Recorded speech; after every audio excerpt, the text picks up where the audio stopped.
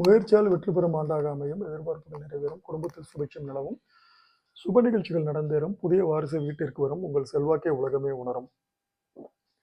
எதிர்பார்ப்புகள் அனைத்தும் நீங்கள் முயற்சித்தால் கண்டிப்பாக நிறைவேறும். நீண்ட நாள் கனவுகள் நனவாகும். சமூகத்தில் உங்களுக்கு என்ன நிலையான இடம் உருவாகும். குடும்பத்தில் சுப நிகழ்ச்சி நடக்கும்.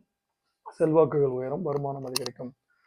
தொழில் மீது அக்கறை அதிகரிக்கும். சினிமா, தொலைக்காட்சி, வலைதளம், உணவகம், விடுதி, திருமண மண்டபம், டிராவல் ஏஜென்சி, ஜவுளி, கால்நடை வளர்ப்பு, அழகு சாதன பொருட்கள் தயாரிப்பு, விற்பனை, ஃபினான்ஸ், ஜுவல்லரி தொழில்களும் முன்னேற்றம் அடையும். வழக்கறிஞர்கள், நீதிபதி, ஆசிரியர், அமைச்சர்கள், ஆன்மீக பணியாளர்கள், வைத்தியர்கள், புரோகிதர்கள், கலைஞர்கள், பொறியாளர்கள் முன்னேற்றம் காண்பார்கள்.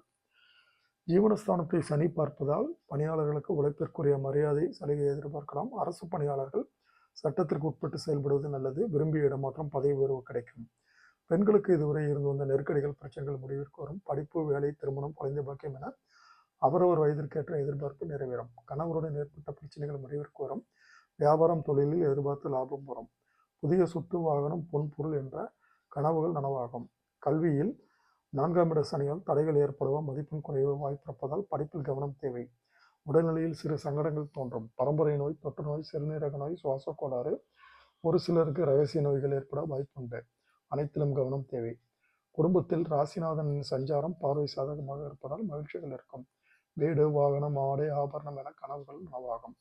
தம்பதிக்குள் ஒற்றுமை உண்டாகும். இந்த நட்சத்திரக்காரர்கள் இந்த வருடம் 2026ஆம் ஆண்டு பரிகாரமாக முருகனை வழிபட்டால் வேண்டுதல் அனைத்தும் நிறைவேறும். நன்மைகள் உண்டாகும்.